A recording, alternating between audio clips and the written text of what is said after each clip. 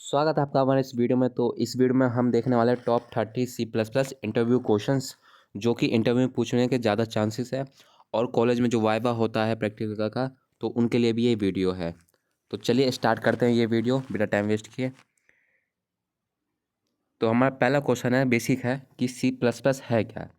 तो C plus plus एक हमारा प्रोग्रामिंग लैंग्वेज है जो कि क्या करता है, हमें सॉफ्टवेयर बनाने में मदद करता है। ये एक जनरल पर्पस लैंग्वेज है और क्रॉस प्लेटफॉर्म लैंग्वेज है। क्रॉस प्लेटफॉर्म का मतलब है कि ये कोई भी प्लेटफॉर्म पे चल सकता है, जैसे विंडो हो गया, एंड्रॉयड हो गया, द मैक ओएस हो गया, अलग अलग लिनक्स हो गया। इन सब क्रॉस प्लेटफॉर्म का मतलब ये अलग अलग प्लेटफॉर्म पे चल सकता है। और ये इसका बेसिक स्ट्रक्चर क्या है, ये ऑब्जेक्ट ओरिएंटेड है। ऑब्जेक्ट ओरिएंटेड का मतलब क्या है, ये बेसिक काम करता है, ऑब्जेक्ट के ऊपर काम करता है। ऑब्जेक्ट हमारा डेटा फील्ड होता है जो यूनिक एट्रीब्यूट कंटेन करता है। वहीं हमारा बाकी जो होते हैं और इसके अंदर क्या लॉजिक होते हैं, फंक्शंस होते हैं, है ना, ये अंदर हमारे ऑब्जेक्ट के अंदर हो जाते हैं। तो ये बेसिक क्या ऑब्जेक्ट के ऊपर काम करता है। और ये जो सी प्लस प्लस है वो कहाँ कहाँ यूज़ होता है वो है, जैसे सॉफ्टवेयर इंजीनियरिंग में यूज़ होता है, ऑपरेटिंग सिस्टम होता है, ग्राफिक यूज़र इंटरफेस GUI होता है, 3D एनिमेशन हो गया, वर्चुअल रियलिटी, प्रोडक्टिविटी टूल, अब ब्लॉकचेन हो गया, डेवलपिंग गेम हो गया। इन सारे फील्ड में सी प्लस प्लस यूज़ किया जाता है। तो चलिए नेक्स्ट करते हैं। नेक्स्ट है advantage of C plus plus. अब सी प्लस प्लस की एडवांटेज क्या है, प्रोग्रामिंग लैंग्वेज की एडवांटेज क्या है। तो पहले एफिशिएंसी है ना, एक्सेप्शन हैंडलिंग है, एक्सेप्शन हैंडलिंग अच्छे से कर पाता है। ऑपरेटर ओवरलोडिंग है, ये हम देखने वाले हैं आगे, ऑपरेटर ओवरलोडिंग ओवरलोडिंग क्या होता है। ऑब्जेक्ट ओरिएंटेड है, मेन इसका फीचर है कि ये ऑब्जेक्ट ओरिएंटेड है। कैपेबिलिटी विद सी, जो हमारा सी प्रोग्रामिंग लैंग्वेज है उनके साथ भी आराम से कैपेबल हो जाता है, मतलब उसके साथ भी आराम से जो कोड है एक्सचेंज हो सकता है, आराम से कन्वर्ट हो सकता है, उसको भी सपोर्ट करता है ये। पोर्टेबिलिटी भी है ना, एक्सटेंसिव लाइब्रेरी सपोर्ट, बहुत ज़्यादा इसमें लाइब्रेरी है जो कि हमारे कोड को आसान कर देता है, कोड को यूज़ करने में हमारे प्रोग्राम को ईजी होता है। इसमें लाइब्रेरी बहुत सारे हैं सी प्लस प्लस लैंग्वेज में। नेक्स्ट है हमारा data types of C plus plus. C plus plus में डेटा टाइप कितने तरह के और कौन कौन से हैं। तो मेनली सी प्लस प्लस में 3 तरह के डेटा टाइप है, primitive data type, drive data type end user defined data type.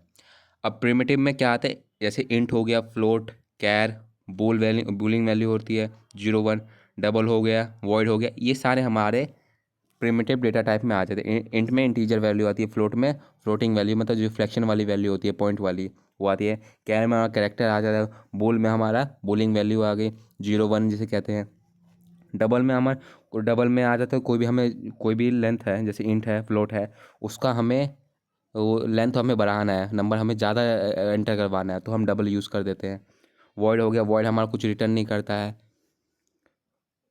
और नेक्स्ट है हमारा ड्राइव डेटा टाइप। ड्राइव में क्या आता है, पॉइंटर आ जाते हैं, रेफरेंस आ जाते हैं, एरे आ जाती है, फंक्शंस आ जाते हैं, ये सारा हमारे ड्राइव डेटा टाइप होते हैं। यूजर डिफाइंड में क्या हमारे क्लासेस आ जाते हैं, स्ट्रक्चर आ जाते हैं, यूजिंग आ जाए, यूनियन आ जाता है और टाइप डेफ आ जाता है। तो ये सारे हमारे यूज़र डिफाइंड में आते हैं, ये हमारे ड्राइव डिफाइंड में है। नेक्स्ट है हमारा डिफाइन STD। हम सी प्लस प्लस का प्रोग्राम में जब भी लेते हैं तो वहाँ पर हमने STD का यूज़ करते हैं। तो STD होता क्या है, तो यह STD का मतलब है स्टैंडर्ड। ये क्या है, एक नेम स्पेस है, एक बिल्ट इन फंक्शन की तरह है। इसके अंदर बहुत सारे फंक्शंस होते हैं, एक स्टैंडर्ड लाइब्रेरी है। जैसे कि हमें कोई इनपुट लेना है या कुछ प्रिंट करवाना है तो ऐसे छोटे मोटे फंक्शन हैं, बहुत सारे फंक्शन होते हैं। फॉर एग्जांपल के इनपुट और आउटपुट वाला फंक्शन है, वो सारे इसके अंदर होते हैं। अगर हम ये इनपुट नहीं करवाते तो हम जैसे कोई भी इनपुट करवाना है या आउटपुट करवाना है, प्रिंट करवाना है सी प्लस प्लस में, वो नहीं हो पाएगा। तो एक तरह का लाइब्रेरी है जिसके अंदर बहुत सारे फंक्शंस होते हैं, बिल्ट इन फंक्शंस। नेक्स्ट हमारा call by value. Call by value method allowed you to copy the actual parameter of a formal parameter. In case we change the formal parameter, then actual parameter does not change. इसका मतलब ये होता है जैसे कि हम function है, function में कोई वैल्यू देते हैं, पैरामीटर में की मदद से वैल्यू देते हैं, तो वहाँ पर उसका कॉपी जाता है। कोई भी वैल्यू वेरिएबल है उसका कॉपी जाता है, एक्चुअल डेटा वहाँ पर नहीं जाता है। और अगर हम कॉपी वाले डेटा को चेंज करते हैं तो चेंज करें जो हमारा एक्चुअल डेटा जहाँ स्टोर होगा वो चेंज नहीं होता है। फॉर एग्जांपल जैसे कि हमारा ये प्रोग्राम है, ये देख सकते हैं, ये प्रोग्राम क्या कर रहा है, 2 नंबर को स्वैप कर रहा है। ये 2 नंबर को स्वैप करने का प्रोग्राम है। तो यहाँ पर देख सकते हैं, जैसे आउटपुट देखिए, बिफोर स्वैपिंग एक्स की वैल्यू 1 थी, वाई की वैल्यू 2 थी, है ना। आफ्टर स्वैपिंग एक्स की वैल्यू 2 हो गई और एक्स वाई की वैल्यू 1 हो गई। और दोबारा हमने एक और प्रिंट है आफ्टर स्वैपिंग एक्स की वैल्यू 1 और वाई की वैल्यू 2। ये जो हमारा दिख रहा है ये हमारा क्या है, ये कॉपी वैल्यू है जो चेंज हो गया है ना। पर एक्चुअल वैल्यू हमारी क्या थी, एक्स की वैल्यू 1 थी और 2 थी, वो हमारा चेंज नहीं हुआ है। वो यहाँ पर आप फंक्शन में देख सकते हैं, हमने ये स्वैप फंक्शन कॉल किया, ये यहाँ पर जाके चेंज हो गया क्योंकि यहाँ पर ये प्रिंट हमने करवाया है, यहाँ पर जाके चेंज हुआ है। पर एक्चुअल में हमारा जो जहाँ डेटा था ये एक्स की वैल्यू 1 और 2 वो चेंज नहीं हुआ। दोबारा हमने जब इसको प्रिंट किया तो हमारी वैल्यू यही आई है, एक्स की वैल्यू 1 और 2। तो ये हमें बताता है कि हम जो पैरामीटर पास करते हैं वहाँ पर कॉपी जाता है, कॉल बाय वैल्यू में उसकी कॉपी जाती है, एक्चुअल डेटा वहाँ पर चेंज नहीं होता है। वहीं इसका अपोजिट है कॉल बाय रेफरेंस, यहाँ पर उसका उल्टा है, यहाँ पर उसकी कॉपी नहीं जाती, उस जो वेरिएबल है उसका एड्रेस जाता है। और जब किसी हम एड्रेस में चेंज करते हैं तो वहाँ पर जो एक्चुअल वैल्यू है तो वो भी चेंज हो जाती है।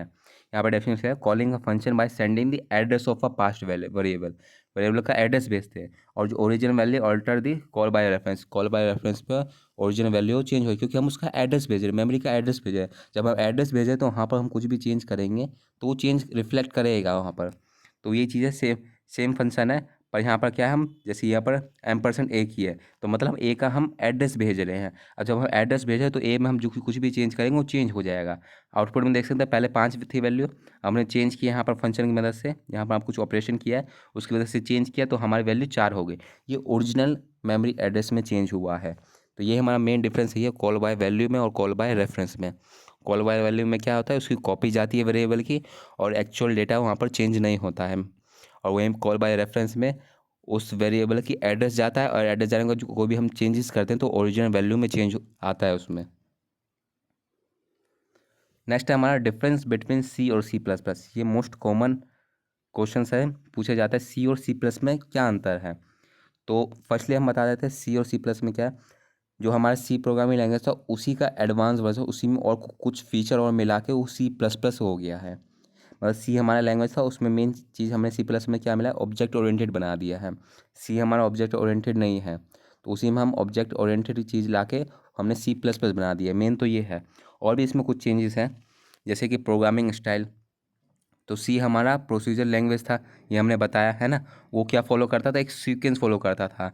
जैसे जो पहले हमने लाइन लिखा वो पहले वो एग्जीक्यूट होगा, उसके बाद दूसरी लाइन है वो एग्जीक्यूट होगा, एक सीक्वेंस फॉलो करता था। वही हमारा सी प्लस पर क्या है, एक ऑब्जेक्ट ओरिएंटेड लैंग्वेज है जो कि हमारा फोकस क्या करता है, structure and behaviour of data. हम जैसे हम स्ट्रक्चर हम बनाएंगे, क्लास जैसा हम बनाएंगे उसके हिसाब से हमारा प्रोग्राम रन होता है। दूसरा सपोर्टिव फीचर, फीचर क्या क्या है, C support pointer as a variable. C में क्या होता है, हम वेरिएबल का पॉइंटर बना सकते थे है ना, बट नॉट रेफरेंस वैल्यू। और सी प्लस क्या बोथ है, पॉइंटर भी बना सकते हैं रेफरेंस भी बना सकते हैं। सी में क्या था, सी पॉइंटर हम बना सकते थे, रेफरेंस नहीं बना सकते। वही सी प्लस में क्या है, एनकैप्सुलेशन है, इनहेरिटेंस है, पॉलीमॉर्फिज्म है, जो हमारा सी में नहीं था, जो हमारी सिक्योरिटी को बढ़ाता है, डेटा को हमारा सिक्योर रखता है, एक फॉर्मल ऑर्गेनाइज फॉर्म में डेटा को रख पाता है। ये सब जो सपोर्ट करते हैं एनकैप्सुलेशन, इनहेरिटेंस। दूसरा डेटा सिक्योरिटी, डेटा सिक्योरिटी भी आ जाता है इसमें।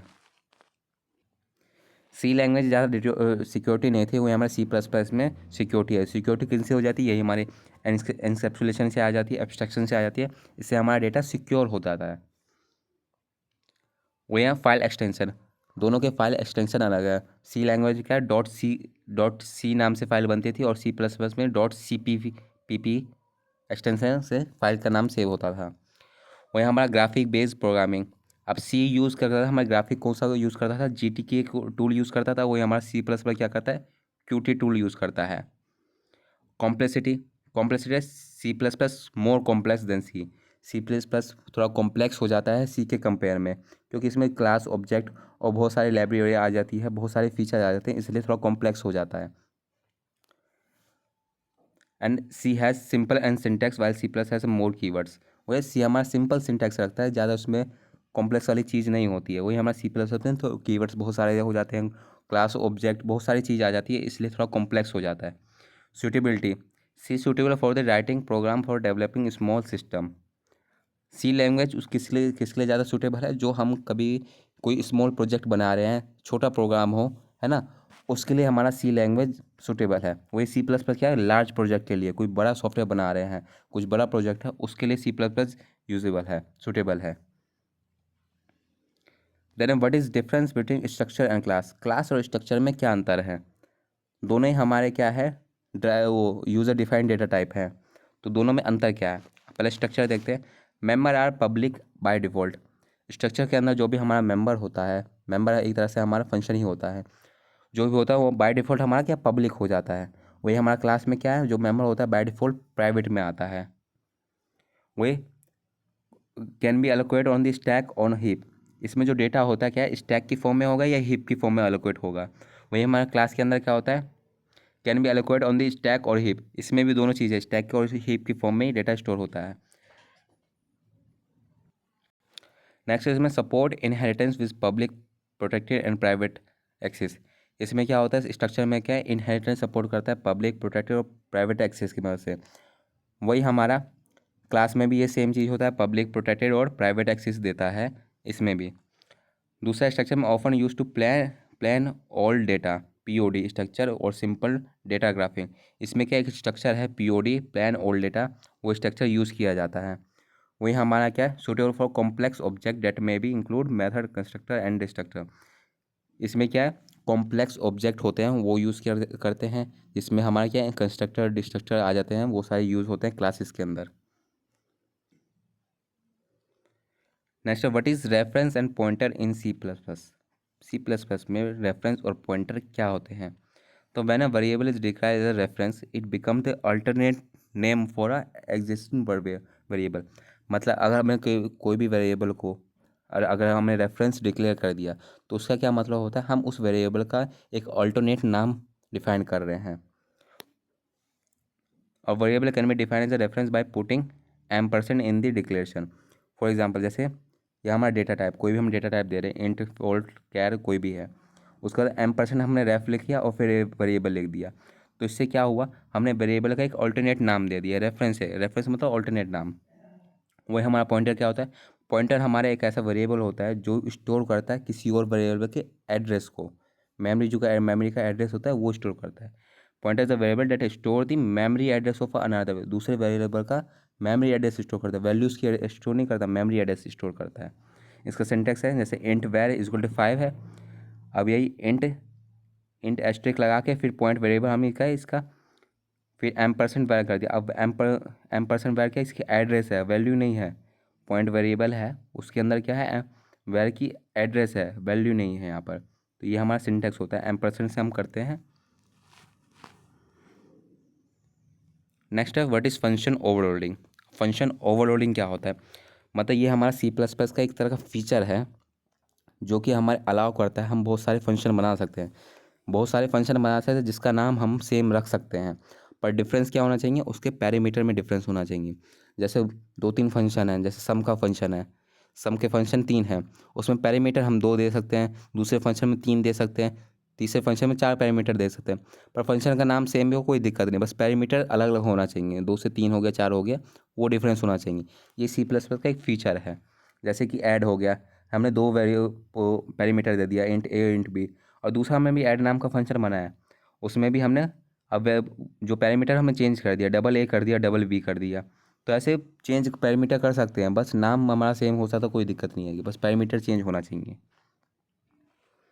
दूसरा फंक्शन ओवरराइडिंग।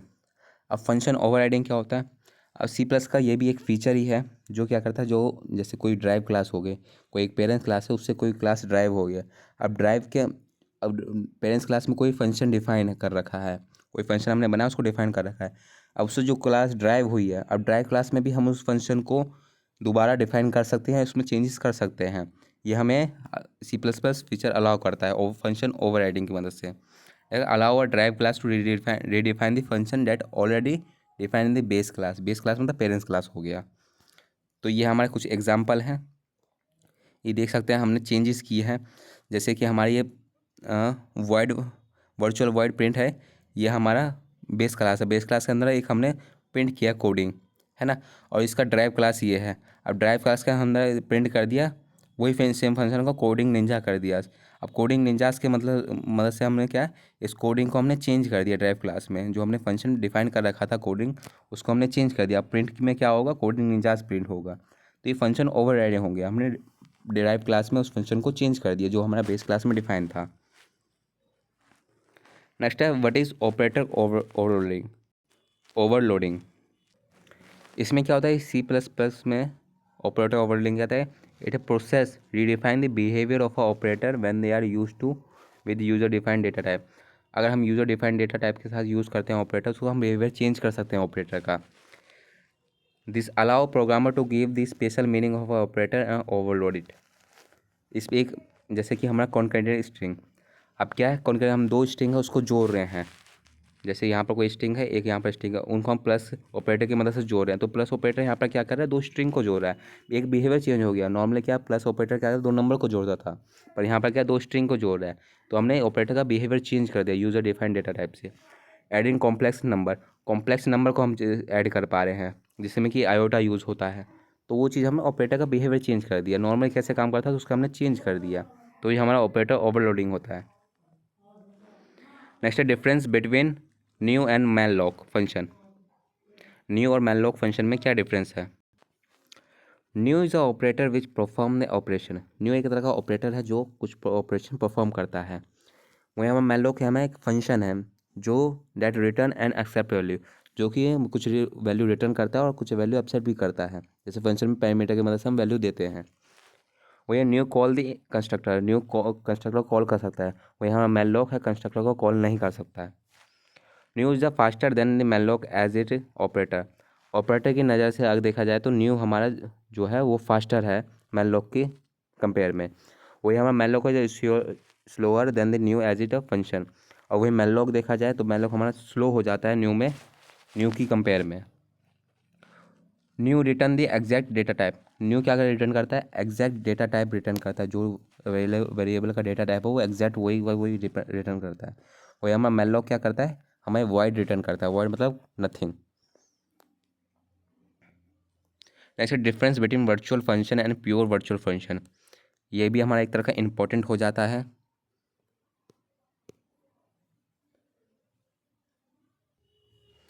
तो वर्चुअल फंक्शन क्या होता है, a virtual function is a member function of a base class that can be redefined in drive class.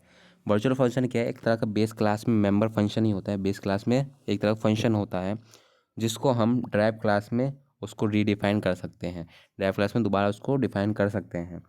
वही इसको अगर हमें कैसे डिफाइन करें वर्चुअल फंक्शन हमें कैसे बनाना है, तो the function is declare in the base class using the virtual keyword. एक वर्चुअल कीवर्ड होता है, उसकी मदद से हम कोई फंक्शन को वर्चुअल बनाते हैं।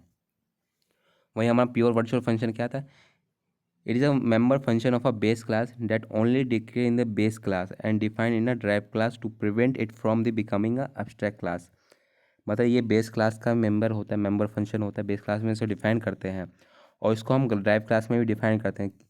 क्योंकि अब ये डिफाइन इसलिए करते हैं क्योंकि हम ये एब्स्ट्रैक्ट क्लास ना बन जाए। और इसको डिफाइन कर सकते हैं वर्चुअल वॉइड, फिर हम क्लास का नाम लिखते हैं, फिर ब्रैकेट ओपन और क्लोज करते हैं, फिर इक्वल टू जीरो लिखते हैं कि जिस इसकी मदद से ही हमारा एब्स्ट्रैक्ट क्लास ना बन जाए। ऐसे हम इसको प्योर वर्चुअल फंक्शन बनाते हैं। जैसे व्हाट इज़ क्लास। अब क्लास क्या है, हम क्लास कर रहे हैं इतने देर से, तो क्लास क्या है। मेनली जो हमारा C++ प्रोग्रामिंग है क्लास ऑब्जेक्ट पे ही है। तो क्लास क्या है, तो क्लास हमारा एक पहले तो हमने बताया था कि यूज़र डिफाइंड डेटा टाइप है, और दूसरा ये क्या करता है, एक तरह का ब्लूप्रिंट है। जो हम ऑब्जेक्ट बनाते हैं उसका एक तरह का ब्लूप्रिंट है। और class is a fundamental concept in object oriented. Oops के अंदर एक फंडामेंटल कॉन्सेप्ट है क्लासेस, और हमें क्लास की मदद से कोड जो हमारा कोड होता है उसको ऑर्गेनाइज फॉर्म में रख पाते हैं। तो ये हमारे कुछ पॉइंट्स हैं। पहले तो यूजर डिफाइंड डेटा टाइप है, ये ब्लूप्रिंट है ऑब्जेक्ट का, फंडामेंटल ऑब्जेक्ट है, फंडामेंटल कॉन्सेप्ट है ऑब्जेक्ट ऊप्स में, और ये मदद करता है कोड को ऑर्गेनाइज फॉर्म में रखने के लिए। और व्हाट इज ऑब्जेक्ट। अब ऑब्जेक्ट क्या है, एक क्लास का instance. Object is a instance of a class that contain the data and function that operate on data. मतलब ऑब्जेक्ट के अंदर क्या है, एक इंस्टेंस क्लास का इंस्टेंस है, और इसके अंदर क्या होता है, डेटा होते हैं, फंक्शन होते हैं जो डेटा पे काम करते हैं। जैसे कि फॉर एग्जांपल देख सकते हैं, जैसे क्लास माई क्लास, हमने क्लास बनाया जो माई क्लास नाम का है, हमने पब्लिक दे दिया उसको, उसके अंदर हमने ये डेटा डेटा डिफाइन किया है ना, स्ट्रिंग डिफाइन कर दी, ये सारी डेटा दे क्लास है, एक्सी मॉडिफायर दिया, फिर हमने वेरिएबल डिफाइन किया, स्ट्रिंग इंट वेरिएबल डिफाइन किया, फिर स्ट्रिंग वेरिएबल डिफाइन किया, और उसको हमें एक्सेस करना है, हमें ऑब्जेक्ट बनाना है। तो जो हमारा मेन फंक्शन होता है उसके अंदर माई क्लास लिख के फिर माई ऑब्जेक्ट बनाया कि ये माई क्लास क्या है, हमारा क्लास का नाम है यहाँ पर। वो लेके फिर माई ऑब्जेक्ट हम कोई भी नाम से ऑब्जेक्ट बना सकते हैं। तो हमने यहाँ पर ऑब्जेक्ट क्रिएट किया माई क्लास का, तो ऐसे ऑब्जेक्ट बनता है। नेक्स्ट है व्हाट इज ऊप्स। अब ऊप्स क्या है? ऊप्स हमारा stand for object oriented programming. C plus plus है programming model that organize code around the object rather than the function और लॉजिक। जो हमारा सी प्लस प्लस है हमारे कोड को ऑर्गेनाइज कैसे करता है, किस फॉर्म में करता है? ऑब्जेक्ट की फॉर्म में ऑर्गेनाइज करता है, ना ही कोई हम फंक्शन या जैसे सी में, सी प्रोग्रामिंग लैंग्वेज में हम फंक्शन बनाते थे, अलग अलग फंक्शन बनाते थे, एक सीक्वेंस फॉलो करते थे। वही हमारा सी प्लस में किया, हम क्या है, एक क्लास ऑब्जेक्ट बनाते हैं, क्लास की फॉर्म में हम डेटा को ऑर्गेनाइज करते हैं। और ऊप्स की मदद से क्या हमारा कोड जो है मोर फ्लेक्सिबल हो जाता है, यूजेबल हो जाता है और इजी टू मेंटेन हो जाता है। तो ऊप्स ये होता है। अब इसके कुछ मेन कॉन्सेप्ट है ऊप्स के अंदर, वो क्या है? तो पहला है क्लास, दूसरा ऑब्जेक्ट ही हमने देख लिया। देन नेक्स्ट है हमारा इनहेरिटेंस, फिर पॉलीमॉर्फिज्म है, एब्स्ट्रैक्शन है, एनकैप्सुलेशन है। ये हमारे कुछ कॉन्सेप्ट है जो ऊप्स के अंदर आते हैं, और इन्हीं से हमारा सी प्लस प्लस प्रोग्राम बनता है जो सी से हमें अलग करता है in in case of flexibility, usability and और सिक्योरिटी बेस पे। तो चलिए देखते हैं क्या है one by one. What is inheritance. Inheritance क्या होता है? तो ये मेनली सी प्लस प्लस का एक तरह का फीचर है जो क्या करते हैं, हम कोई भी क्लास बनाते हैं उसको हम इनहेरिटेंट करा सकते। इनहेरिटेंट मतलब क्लास के अंदर हमने कोई भी फंक्शन बनाया, डेटा यूज़ किया, उसको हम उसको हम यूज़ कर सकते हैं उसका ड्राइव क्लास बना के। तो हमें वो चीज़ दोबारा हमें फंक्शन डिफाइन नहीं करना पड़ेगा, दूसरा दोबारा हमें डेटा यूज़ नहीं करना पड़ेगा। हम ड्राइव क्लास उसका बना देंगे, ड्राइव क्लास की मदद से वो डेटा हमें दोबारा एक्सेस हम कर पाएंगे। कोई भी एक हमारा जैसे बेस क्लास हो गया, इसके अंदर कुछ भी डेटा है, डेटा और फंक्शन बना, इससे हमने एक ड्राइव क्लास बना दिया। अब जो हमने ड्राइव क्लास बनाया इसके अंदर ये सारे डेटा और फंक्शन ऑलरेडी आ जाएंगे, ये उसको एक्सेस कर पाएगा क्योंकि ये इसका ड्राइव है। इसलिए इससे क्या हमें कोड हमें और ज़्यादा लिखना नहीं पड़ा, कोड को हम रीयूज कर पा रहे हैं। तो इनहेरिटेंस यही होता है। जैसे कि बेस को हम पेरेंट्स क्लास भी कहते हैं, ड्राइव क्लास हो गया, ड्राइव को हम चाइल्ड क्लास भी कहते हैं। क्या exiting class that inherited form, मतलब वो क्लास जिससे कोई क्लास इनहेरिट हो। And new class that inherit property from the base class, एक नया क्लास जिससे बेस क्लास की प्रॉपर्टी इनहेरिट हो। अब इनहेरिटमेंट बहुत सारे टाइप होते हैं, जैसे single inheritance, multi level inheritance, hierarchical, multi level हो गया, हाइब्रिड हो गया। ये 5 तरह के इनहेरिटेंस के टाइप्स हैं। ये देख सकते हैं पिक्चर में इनहेरिटेंस के टाइप्स है। जैसे सिंगल लेवल इनहेरिटेंस, जैसे हमारे बेस क्लास है, बेस से एक ड्राइव क्लास इनहेरिट हो रहा है, सिंपल है। मल्टी लेवल में क्या होता है, हमारा बेस क्लास 3 है, 1 2 3, ये तीन तीन बेस क्लास है। अब 3 बेस क्लास से एक ड्राइव क्लास इनहेरिट हो रही है। तो इसमें क्या होता है, ये तीनों क्लास के जितने भी फंक्शन होंगे, डेटा होंगे, वो यह ड्राइव क्लास एक्सेस कर पाएगा। और दूसरा होता है हाइब्रिड। हाइब्रिड में क्या होता है, हाइब्रिड में जैसे ये बेस क्लास है, इस बेस क्लास से ये इनहेरिट है, इससे ये इनहेरिट हो रखा है, इससे ये इनहेरिट हो रहा है, एक साइक्लिक फॉर्म में होता है, हाइब्रिड है ये। और दूसरा मल्टी लेवल। मल्टी लेवल में क्या होता है, एक हमारा बेस क्लास है, इससे एक क्लास इनहेरिट हुआ है, वो हमारा ड्राइव क्लास हो गया। अब इससे एक और क्लास इनहेरिट हो रखा है, वो ड्राइव क्लास हम उसको बी कहेंगे। तो ये मल्टी लेवल एक लेवल की फॉर्म में हो गया। नेक्स्ट है हायरार्किकल इनहेरिटेंस। इसमें क्या होता है, बेस क्लास एक हमारा होता है और इससे मल्टीपल चाइल्ड क्लास इनहेरिट होते हैं, मल्टीपल क्लास बनाए जाते हैं जो हमारे बेस क्लास से इनहेरिट होते हैं। जैसे एक बेस क्लास है, उससे 3 चाइल्ड क्लास इनहेरिट हो रखे हैं, तो इन तीनों चाइल्ड के पास इस बेस क्लास का फंक्शन होगा, डेटा होगा जो इसको एक्सेस कर पाएगा। नेक्स्ट है व्हाट इज़ पॉलीमॉर्फिज्म। पॉलीमॉर्फिज्म का मतलब होता है many form. Polymorphism known as a many form of same thing, एक ही चीज़ का बहुत तरह से रिप्रेजेंट करना। In simple term we can say polymorphism is ability to display the member function in multiple form. मतलब एक तरह का एबिलिटी है जो हमारे जो मेंबर फंक्शन होते हैं उसको अलग अलग तरह के फॉर्म में दिखाने का। जैसे कि इसमें 2 तरह के होते हैं पॉलीमॉर्फिज्म। कंपाइल टाइम होता है, कंपाइल टाइम में जैसे फंक्शन ओवरलोडिंग आ जाता है और ऑपरेटर ओवरलोडिंग आ जाता है, जो हमने देखा है अभी। दूसरा होता है रन टाइम पॉलीमॉर्फिज्म। इसमें क्या होता है, फंक्शन ओवरराइडिंग आ जाता है और वर्चुअल फंक्शन आ जाते हैं, ये हमारे रन टाइम पॉलीमॉर्फिज्म में आते हैं। Difference between static and dynamic binding. जैसे कि static binding is the default method of a matching a function call with its definition during the compilation is known as early binding और compile binding. जैसे कि हमने कोई function बनाया है ना, मेन क्लास से हम उसको कॉल कर रहे हैं, तो कंपाइल कंपाइल टाइम बाइंडिंग या अर्ली बाइंडिंग दोनों कह सकते हैं। इसमें क्या होता है, हम उस फंक्शन को पहले ही पता लगाएंगे कंपाइल टाइम में, कंपाइल होते समय पता लगाया कि हाँ ये फंक्शन, ये मतलब ये जो फंक्शन है इस वाले फंक्शन को कॉल कर रहा है, ये कंपाइल टाइम में पता चल जाता है। वही हमारा डायनेमिक बाइंडिंग में क्या होता है, जब हमारा कोड एग्जीक्यूट होता है, रन हो रहा था, उस टाइम पे पता लगाते हैं कि कौन सा फंक्शन कौन कॉल कर रहा है, तो वो हमारा डायनेमिक बाइंडिंग हो जाता है। The purpose of call matching the function call with the definition at the run time पे मतलब मैच करता है कि कौन सा फंक्शन किसे कॉल कर रहा है। इसको हम लेट बाइंडिंग भी कहते हैं और रन टाइम बाइंडिंग भी कहते हैं। Next, what are the C plus plus access modifier.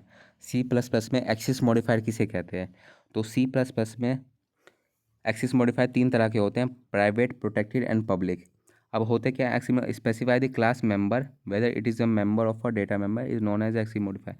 मतलब एक तरह से जो होता है, हमारे क्लास होते हैं, उसमें क्लास हो गया, क्लास के जो फंक्शन हम बनाते हैं उसको हम रिस्ट्रिक्शन लगा देते हैं कि इसको कौन कौन एक्सेस कर पाएगा। तो कौन कौन एक्सेस कर पाएगा वो हमने तीन तरह के बांटे हैं एक्सेस मॉडिफायर, प्राइवेट, प्रोटेक्टेड और पब्लिक। अब किसी भी फंक्शन को हमने प्राइवेट कर दिया तो उसमें क्या होता है, उसको कोई भी बाहर का कोई भी क्लास उसको एक्सेस नहीं कर पाएगा उस डेटा को, अगर हमने प्राइवेट कर दिया है। वही हमारा प्रोटेक्टेड में क्या होता है, प्रोटेक्टेड में क्या, बाहर का कोई भी वैल्यू, कोई भी उस वेरिएबल को एक्सेस नहीं कर पाएगा, और प्रोटेक्टिव में बस एक्सेस वही कर पाएगा कि उसका कोई ड्राइव क्लास होगा वही एक्सेस कर पाएगा। मतलब प्राइवेट और प्रोटेक्टिव में यही अंतर है। प्रोटेक्टिव में क्या होता है, ड्राइव क्लास एक्सेस कर पाता है डेटा को, और प्राइवेट में क्या है, कोई भी एक्सेस नहीं कर पाएगा, बाहर का कोई भी एक्सेस नहीं कर पाएगा। प्रोटेक्टिव में कोई, यहाँ पर भी होता है, कोई भी एक्सेस नहीं कर पाएगा, बस एक्सेप्ट है कि यहाँ पर वो चाइल्ड क्लास होता है वो एक्सेस कर पाएगा डेटा को। वही हमारा पब्लिक क्या था, पब्लिक क्या, इट कैन बी एक्सेस और व्यू फ्रॉम द आउटसाइड की क्लास, बाहर क्लास के बाहर कोई भी इसको एक्सेस कर पाएगा क्योंकि पब्लिक है। तीसरा कंस्ट्रक्टर। कंस्ट्रक्टर क्या होता है, ये use to initialize the object when they are created. जब हम ऑब्जेक्ट को क्रिएट करते हैं उसी समय ये इनिशियलाइज हो जाता है।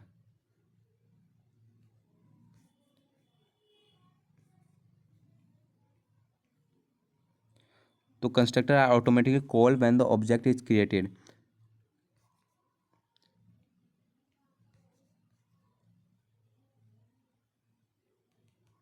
तो कंस्ट्रक्टर हमारा ऑटोमेटिकली कॉल हो जाता है जब ऑब्जेक्ट हम क्रिएट करते हैं। तो जब भी हमने ऑब्जेक्ट को क्रिएट किया तो कंस्ट्रक्टर उसी समय अपने आप कॉल हो जाता है।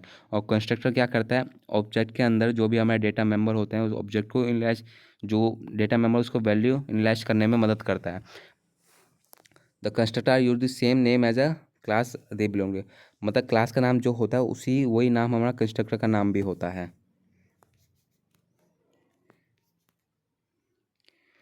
तो वही हमारा डिस्ट्रक्टर क्या होता है, use to clean up and deallocate the resources when object destroy. जब भी ऑब्जेक्ट हमारा डिस्ट्रॉय होता है, मतलब ऑब्जेक्ट को हम डिलीट करते हैं, तो मतलब कंस्ट्रक्टर का अपोजिट है। कंस्ट्रक्टर क्या, जो भी हम वैल्यू इनिशियलाइज कर दें वो मेमोरी में लोकेट करता है। वही हमारा डिस्ट्रक्टर क्या है, उसको डिलोकेट कर देता है मेमोरी से। Destructor automatic call when the object is destroy. जब भी ऑब्जेक्ट को हम डिस्ट्रॉय करते हैं तो डिस्ट्रक्टर हमारा अपने आप कॉल हो जाता है। हम इसको मैनुअली भी कॉल कर सकते हैं पर ये अपने आप भी ऑटोमेटिकली भी कॉल होता है। वह some other definition, some other difference, और भी कुछ डिफरेंस है। हमें तो दो पॉइंट देखे डिफरेंस, और भी इन दोनों में डिफरेंस है। जैसे कि constructor can have parameter but destructor don't. Constructor के पास अपना पैरामीटर होता है, वहीं हमारा डिस्ट्रक्टर के पास नहीं होता है। Class have a multiple constructor with different parameter, बस class can only have a one destructor. हमारे पास क्लास है, क्लास के अंदर हम बहुत सारे कंस्ट्रक्टर बना सकते हैं, वहीं हमारा डिस्ट्रक्टर हमारा एक ही होता है, क्लास के अंदर एक ही क्लास में एक ही डिस्ट्रक्टर होगा। If no constructor is explicit define the compiler will provide the default constructor. अगर हमने कोई भी कंस्ट्रक्टर को हमने डिफाइन नहीं किया, बाहर से हमने अपने आप से डिफाइन नहीं किया, तो कंपाइलर क्या है उसे बाय डिफ़ॉल्ट डिफाइन कर देता है, ऑटोमेटिकली कॉल हो जाता है। वही हमारा डिस्ट्रक्टर भी यही करता है, अगर हमने डिफाइन नहीं किया तो कंपाइलर अपने आप उसको डिफाइन कर देता है, डिस्ट्रक्टर बना देता है, ऑटोमेटिकली कॉल होता है। Constructor and destructor can be defined as a public, private and protected. Constructor और डिस्ट्रक्टर हम पब्लिक, प्राइवेट और प्रोटेक्टिव भी डिफाइन कर सकते हैं। नेक्स्ट देखते हैं what is inline function. Inline function क्या होता है? इनलाइन फंक्शन जैसे कि हमने मेन फंक्शन में किसी फंक्शन को कॉल किया, हमने ऊपर क्लास बना रखा है, कोई फंक्शन बना रखा है। इनलाइन फंक्शन हम जैसे मेन फंक्शन में किसी फंक्शन को कॉल किया। अब कोई छोटा मोटा फंक्शन होगा जिसमें कोई एक लाइन का स्टेटमेंट रिप्रेजेंट कर रहा होगा, तो इनलाइन फंक्शन अगर हमने बना रखा है तो उसमें क्या करेगा, वो उस फंक्शन के अंदर नहीं जाएगा, बाहर से उस डेफिनेशन को प्रिंट कर देगा और रिटर्न कर देगा। इससे क्या होगा, इससे जो हमारा फंक्शन है परफॉर्मेंस है स्लो होगा, क्योंकि कोई एक स्टेटमेंट के लिए उस फंक्शन के अंदर जाएगा, एग्जीक्यूट होगा, इससे हमें टाइम बढ़ जाता है प्रोग्राम का। तो वही चीज़ हमें कोई भी एक लाइन का डेफिनेशन है उसको हम बचाने के लिए, टाइम बचाने के लिए हम इनलाइन फंक्शन डिफाइन करते हैं, जिससे कि हमारा क्या फंक्शन के बाहर से डेफिनेशन से वो जो अंदर प्रिंट हो रखा वो रिटर्न कर देगा, फंक्शन के अंदर नहीं जाएगा। देखिए डेफिनेशन है, inline function in C plus plus is a program function that copied into the code where is code. जैसे हमने उसको कॉल किया तो उस फंक्शन को कॉपी कर लेगा and that improve the program performance especially for the function that are called. वही तो प्रोग्राम के परफॉर्मेंस इंक्रीज कर देगा और उसके फंक्शन के अंदर नहीं जाएगा वो। अगर हम डिक्लेयर करना है तो हम इनलाइन कीवर्ड होता है उसकी मदद से हम इनलाइन फंक्शन डिक्लेयर करते हैं। वही हमारा फ्रेंड फंक्शन क्या होता है? फ्रेंड फंक्शन कैन मतलब friend class is a class that axis the both protected and private class. हमने कोई भी वेरिएबल है उसको प्रोटेक्टेड डिफाइन किया, प्राइवेट डिफाइन किया, जो हमारा फ्रेंड फंक्शन होगा वो क्या होगा, उस प्रोटेक्टेड और प्राइवेट को एक्सेस कर पाएगा। तो फ्रेंड फंक्शन हमारा ये करता है, जो हम प्राइवेट और प्रोटेक्टेड वेरिएबल है उसको एक्सेस करने में मदद करता है, क्योंकि प्राइवेट और प्रोटेक्टेड को कोई भी एक्सेस नहीं कर पाते हैं इसलिए। और फ्रेंड फंक्शन डिफाइन कैसे होगा, फ्रेंड कीवर्ड है उसकी मदद से डिफाइन होता है। नेक्स्ट है हमारा what is name function, name space. Name space क्या हमारे कोड को ऑर्गेनाइज करने में मदद करता है और प्रिवेंट करता है, कोई भी हम नेम डिफाइन कर रहे हैं, वेरिएबल का नाम, फंक्शन का नाम, उसको कोलिजन होने से प्रिवेंट करता है, क्योंकि नाम डिफरेंट होना चाहिए, डिफरेंट होगा तभी हम डिफाइन कर पाएंगे कौन सा फंक्शन किसे कॉल कर रहा है। तो ये name place group identifier such as a name of variable, function types and logical unit. वो अलग अलग फंक्शन का हम नेम डिफाइन कर पाए, अलग अलग डिफाइन पाए, जिससे हम डिफ्रेंशिएट कर पाए कि हम किसे कॉल कर रहे हैं, किसे हम एक्सेस कर रहे हैं। तो नेक्स्ट है what is static member function. Static member function in C plus plus is a function that is associate with the class rather than the individual object of a class. ये क्या है, हमारे static member function क्या होता है, हमारे class के साथ जुड़ा होता है, ना ही हमारे ऑब्जेक्ट के साथ। और ये जो होता है ये ऐसा फंक्शन होता है जिसको हम ऑब्जेक्ट की मदद से, मतलब ऑब्जेक्ट के बिना भी हम इसको कॉल कर सकते हैं। बाकी से जितने भी फंक्शन होता है हम ऑब्जेक्ट की मदद से ही कॉल करते हैं, पर अगर हमने उसको स्टैटिक बना दिया तो उससे क्या होगा, वो बिना ऑब्जेक्ट बनाए उसको हम कॉल कर सकते हैं। और ये बनाने के लिए हमें जो कीवर्ड यूज़ होता है वो हमारे स्टैटिक कीवर्ड की मदद से हम कोई भी फंक्शन को स्टैटिक बना सकते हैं। Then what is abstract class. Abstract class is a class that serve a base class of another class। किसी दूसरे क्लास का बेस क्लास ऐसा बनाता है abstract class। Abstract class are used to express the general concept as a key component of inheritance और polymorphism। ये क्या general concept है जो हम इनहेरिटेंस और पॉलीमॉर्फिज्म में यूज़ करते हैं।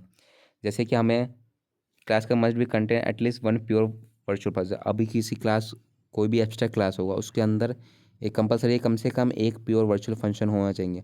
और हमने देखा था प्योर वर्चुअल फंक्शन कैसे डिफाइन करते हैं, इक्वल टू जीरो लगा, कोई भी हम फंक्शन बनाए उसको हम जीरो के इक्वल टू कर देते हैं तो वो हमारा प्योर वर्चुअल फंक्शन बन जाता है। नेक्स्ट है what is S T L. S T L stand for standard template library. ये है क्या है, एक तरह का हमारा लाइब्रेरी है जिसके अंदर हमारे क्लास, फंक्शन, इस सब के टेम्पलेट होते हैं। जैसे हम कोई भी डेटा स्ट्रक्चर बना रहे हैं, एल्गोरिथम हो गया, जैसे list, stack, array, sorting, searching, ये सारे हमें एल्गोरिथम का इसका टेम्पलेट होता है, पहले से कोड इसमें लिखा होता है। एक तरह का लाइब्रेरी है हमारा जो हमें प्रोवाइड करता है सी प्लस प्लस में, जिससे कि हमारा कोड करने में आसानी हो और एल्गोरिथम लिखने में आसानी हो, कोड को हम रीयूज़ कर पाएँ। जैसे कि सी प्लस प्लस स्टाइल में क्या है, एल्गोरिथम है, कंटेनर्स है, एल्गोरिथम में बाइनरी हो गया, अपर बाउंड, लोअर बाउंड, मिन, मैक्स, रिवर्स राउट, ये सारे एल्गोरिथम है ना। कंटेनर्स में क्या सीक्वेंस है, कंटेनर है, एसोसिएटेड कंटेनर है, अंडर ऑर्डर एसोसिएट है। इसके जैसे एरे हो गया, वेक्टर हो गया, डी क्यू हो गया, लिस्ट हो गया, ये सारे एल्गोरिथम लिखे हुए हैं। Stack queue, parity queues, set map, ये सारे हमारे फंक्शन है, क्लास है, एल्गोरिथम सारे लिखे हुए हैं, पहले डिफाइन है, लाइब्रेरी है एक तरह से, जिसकी मदद से हम ये सारे कोड यूज़ कर सकते हैं अपने प्रोग्राम में। तो यही हमारे टॉप 30 C++ के क्वेश्चन थे। I hope you enjoy this video and I hope you will help this, it will help for you. Thank you.